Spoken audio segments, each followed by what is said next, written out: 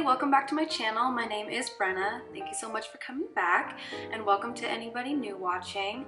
Today I want to talk about my experience in grad school, what it was like during the pandemic. I'll just kind of give a timeline of everything that happened and the challenges, successes, what was good, what was bad, what my day looks like being as a grad student, all the little fun in between things. I have a couple questions that some people asked me about grad school, so I'll be answering that.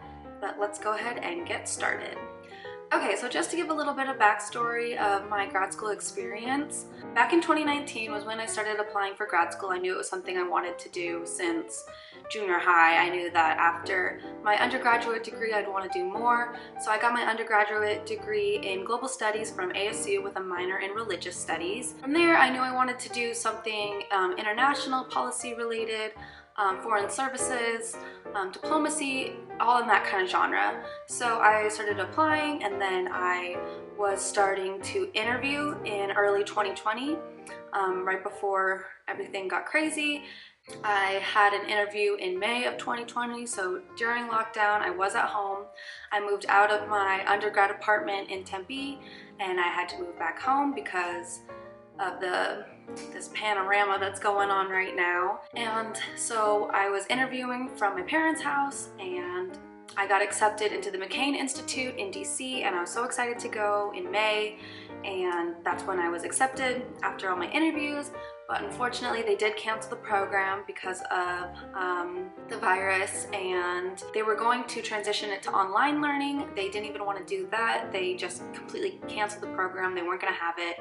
I was supposed to be the inaugural year where they started the program, but they just canceled the whole thing. So unfortunately I didn't get to go to DC, but ASU was really good in helping me try to find something similar and in a related field. So hopefully I could find another program that was similar to what I was looking for, and I stumbled upon Thunderbird, so I did some research into them. I just saw that some of the keywords that I was looking for on the application were the same as the McCain Institute, so I just decided that that was going to be the program for me, not really knowing it was a business school yet. Later I found out early August, so right before school was starting. I barely had a week to prepare myself to go into graduate school. For all I knew, I thought that because the program to DC got canceled, I thought I was just going to try to work on my pilot's license.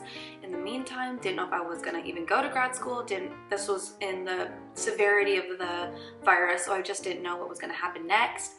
I got a call when I was out with my friend in early August that I was accepted into Thunderbird, and that I didn't need to reapply, I didn't need to submit anything, that I was just going to get ushered in. And then literally 3 days later, the orientation week started. I didn't even have access to Canvas, which is a popular school host platform where you can do your schoolwork and submit things, etc. Other campuses use Blackboard. It's one of those kind of programs. So I barely got access to Canvas 2 days before school started, so I was trying to read the syllabi of everything, see what I was actually in for, and then classes started, and we got to pick which days we would go in person and which days we would be online. So I picked Monday, Wednesday to go in person, and Tuesday, Thursday I would be online, just so you were only with the same group every time you went. So there wasn't a lot of cross-contamination. They were very clean. We had to sterilize our stations every time we went into the school. Masks the entire semester, which was totally fine. Wasn't a problem. It was actually more fun for me to match my masks to my outfits. Just made it a little bit more interesting. But the first semester I took an accounting and financing class. I took negotiations and communications. I took marketing and data sciences, and I also took best international business school in the world right now. It's not as popular in the US, but it is huge in other countries, and it's very hard to get in, so I was really lucky that they did not make me interview or apply again. They were just able to let me get in. And so in Thunderbird, the way that they break up the schoolwork for graduate level classes is in two parts. So you have an A session and a B session, but it's technically one class. You're still getting your 3 credits for the one class, but it's going to be split up with the fall break in between. Well, we didn't really get a fall break, but I'll get into that. But so the first 7 weeks were taught by one professor, and the next 7 weeks were taught by another. And so the classes I took in fall of 2020, I took communicating and negotiating. That one was my favorite. That was my highest grade. I did accounting and financial management, leadership and strategy, and then global marketing and data analytics. That class was the hardest. We had to learn Tableau, which is a coding website. It's not as deep as like Python or Adobe or some of the other bigger coding platforms, but Tableau is really cool for creating visuals. If you're like presenting, that's like a good place to format visuals. My favorite class was communicating and negotiating because it was basically just how do you interact with other countries and what kind of cultures do they have and what kind of cultural norms are there to expect. What level of inclusivity is there, what level of power structure is there. So that one was my favorite just because it's the most closely related to my undergrad. So I found that class very simple for myself, but also very invigorating. Accounting and finance was really hard because I'm not a math person at all. I feel like everybody's either math or science or history and English, and I am history and English all the way. So that one was a little bit harder. I did get a lot of help from friends and family members with that one, but I definitely learned a lot. I can read 10K, understand financial statements, etc. But that's definitely not really a field I want to go into. Leadership and strategy is cool. That was the focus of the McCain Institute program I was going to do, so I think I would have been more interested if that was the only thing I was learning, but that class was actually kind of difficult because I just didn't like the professor's teaching style, which is fine. And marketing and data analytics was really cool. The marketing was really fun. All we basically did was watch different ads from all over the world, and we would analyze what techniques they would use, what appeals they would use to draw in the watcher, or what appeals they would use to draw in the viewer, and how successful it was. So after the first semester, I applied for this here condo in November, and then I moved in December, and so over Christmas break, that was a really fun thing to do. Instead of studying for my Spanish proficiency test, I was moving. But it was nice to finally get out of my parents' house because during the pandemic, it was all four of us in the same house again, and it hadn't been like that in 4 years since high school. So it was really weird having my brother, me, and my parents in the same house again. So I was really happy to get out and find this awesome place in Phoenix, and it's really close to the campus. It's about a 12-minute drive. That was one of the biggest parts of this past year in 2020, moving into this year of 21. I did like being at home those Tuesdays and Thursdays, but my classes were kind of spaced out, so my day was kind of filled most of the time. But when I would go to campus, I would go early, basically spend all day there, get lunch on campus. I had an afternoon class at 3, so it was really easy to just transition, go to lunch with the same people that were in the classes all day. So you really just stayed with your group and you saw them every day in all your classes. I did not get to pick the time of my classes for the first semester because the first semester is all your prereqs. There's only 6 mandatory classes, and then the rest of the time you can take whatever you want. So you get all of those done in the first semester and a half, and then I got to pick 2 electives for spring of 21. We had to take a mandatory regional global business class, and I picked Latin America just because I'm doing Spanish for my proficiency test, and I thought that those would play in together. It did not. It was fine. I still really enjoyed learning about that class, the different business structures in South America. Then I also took Global Affairs, which was a full semester class with one professor instead of it split up 2 and 2, or 1 and 1 for each half of the semester like the rest of the classes were. So it was nice having the consistency of one professor the entire class, where you don't have to like switch halfway, get to learn a new professor's teaching styles. You could just stay in the whole time. It made it a lot easier, more comfortable. It was a smaller class. Global entrepreneurship and sustainable business. I don't want to be an entrepreneur. I don't want to start my own business, so I wasn't really interested in that. Sustainable business was a really cool class. We did some really cool presentations in that class. Learned a lot about sustainable businesses around the world, which I really liked, and I liked that I could be exposed to these sustainable businesses, so you know where best practices are coming from and how they treat their employees and how they're treating the world and what they're doing for the ecosystem and how we can better treat the world.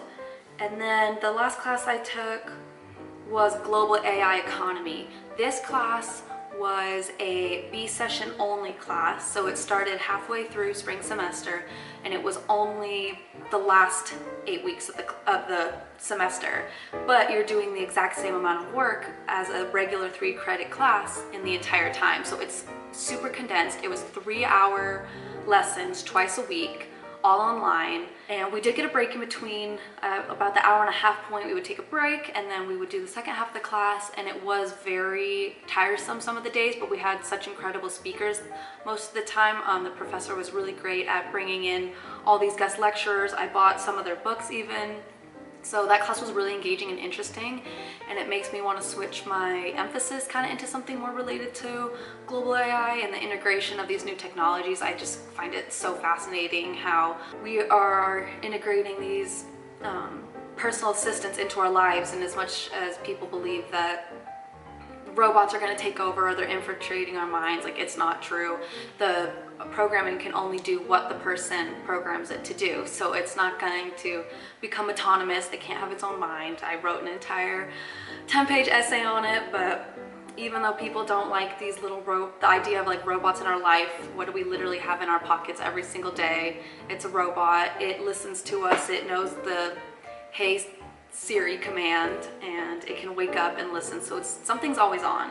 So some of the negative aspects about grad school that I didn't really realize or that anybody told me about, and again, take this with a grain of salt, everybody's program is going to be different depending on what you go into, but in the business space, everything is group activity. You are doing group essays, group PowerPoints, group presentations, group assignments. There was barely anything that I actually submitted with only my name on it. Almost everything I submitted had maybe a group of 4 or 6, I feel like, was the most common. So that's not my favorite because I don't like that somebody else is relying on me or that I have to rely on somebody else. It's just too stressful for myself. I do like to try to take control of group projects just so I can make sure that everything is to my own standard, which is also really hard because there's other people that are thinking the exact same way as me. But that's okay. I learned to adapt. You learn how to work with all different types of people, which I really appreciated. So I do like that aspect of all the group work. I guess one of the biggest things that sucked was that spring break got canceled again. So it did get canceled spring of 2020, so my final semester of undergrad, and it got canceled again this past spring break of 2021. So missing out on all that important time to rest, recoup, regroup is really crucial. And so working the entire semester through with no major break in the middle was extremely difficult. There wasn't really a good like mental break where you could stop and know that you had some time off before your next classes began, but we just went back to back into the next week, new professor, new teaching style, new syllabus for each professor, and that was difficult to overcome. But hopefully with everybody getting vaccinated, which is super exciting, we are supposed to be in person in the fall at our new Thunderbird building with no masks, resuming regular teaching styles. I do believe that they're still gonna have the option of doing Zoom. I don't think they can take that away now that they've offered it for a year and a half.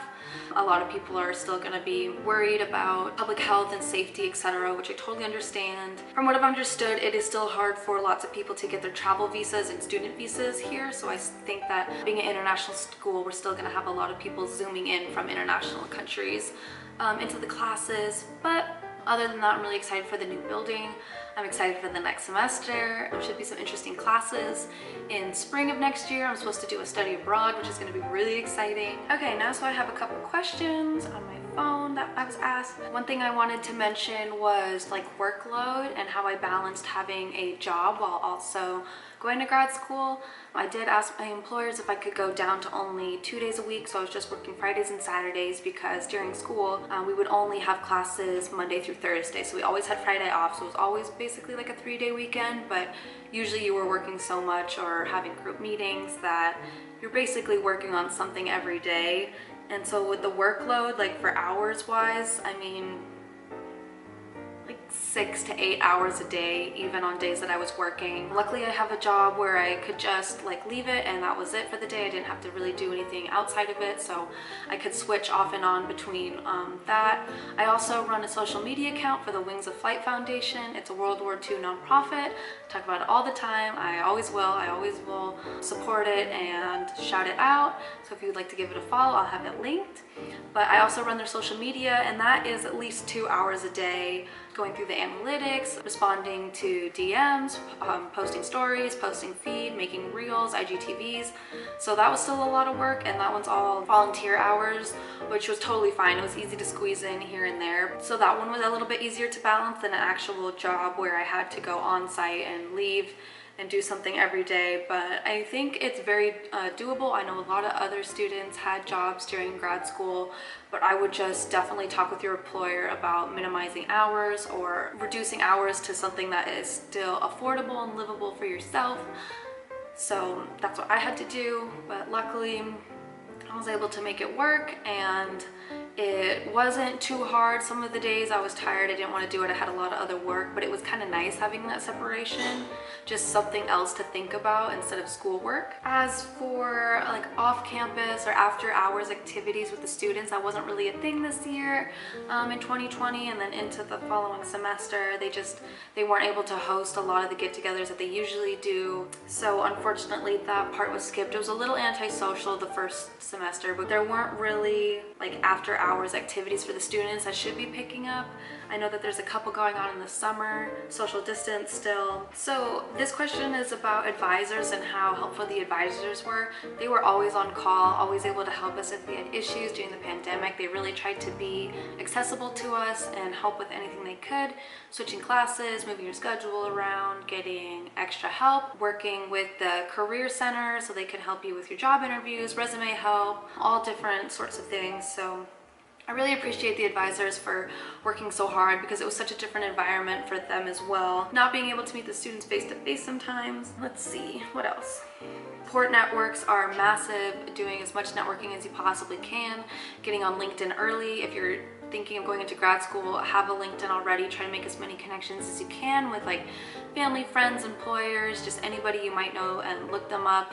Follow institutions that you're interested in, other organizations, businesses, etc. Really try to build that network, because soon enough people will be reaching out to you for help, because they'll see how great of a network you have. So networking is absolutely key in like job interview processes, just finding new connections to find maybe new channels of interest that you might have. So I absolutely recommend getting a LinkedIn. Let's see. So overall, I do think that grad school is absolutely worth it. I'm really excited to be getting, I guess I should have said a lot earlier, I'm getting what's called an MGM. It's not an MA, it's not a MS, it's a Master's of Global Management. So it is a little bit different, but it's still just as applicable as all other grad school titles. What I'm learning is that there's not just MA, MS, just like there's not just BA or BS. There's so many different levels and avenues you can go down. As for the future, I'm excited for the second year, just to really embrace it, being back to normal as much as we can. I'm excited to be on campus and see all my friends again. Luckily, being with the same group all the time, I got to get really close with this great knit of people, and so I'm excited to see them again and just have everybody back in Arizona. But for the second year, I really hope that we're able to do our international portion, hoping for the best. But long term, I don't really have an organization or a business in mind that I would like to move towards particularly, just because business was not my first interest when looking at a grad school. But now that I'm in it and I'm learning more about it, it is becoming, it's growing on me, definitely. But still have to do some more research of what's out there. Short-term plan, so I will be 23 when I graduate with my master's degree. I'm 22 at the moment, and what I want to do after is work towards the Foreign Service Officer test. It's a placement test to do foreign service with the government, and it's a really difficult, lengthy test with many interviews, in-person interviews, on-site, hands-on interviews, all stuff like that.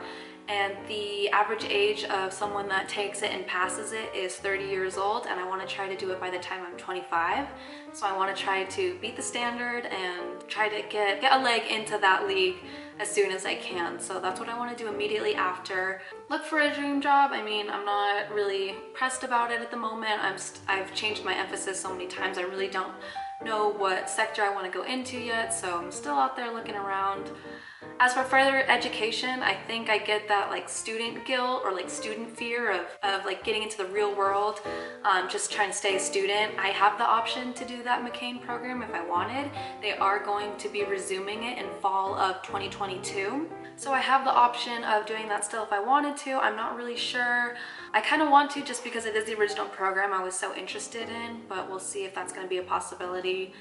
My mom has asked me if I wanted to get my doctorate. I don't think so. I had a professor in undergrad in one of my sustainability courses tell us that if you're not actually interested in teaching or going into an institution to teach or do research aid, it's not really worth getting your doctorate unless you know that's what you want to do.